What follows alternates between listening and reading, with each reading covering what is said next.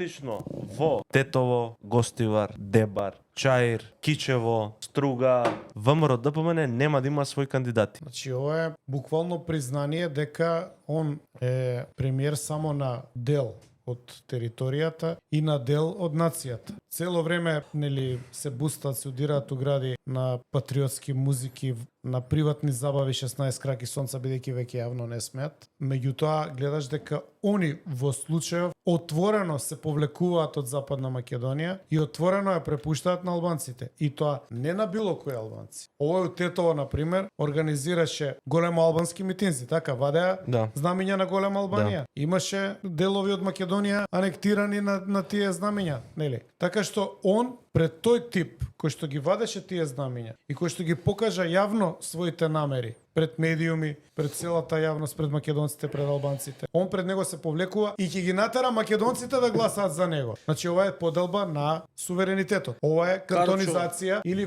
по Ванчо Михајлов, Подмоќ. Швајцарија на Балканите ја прави.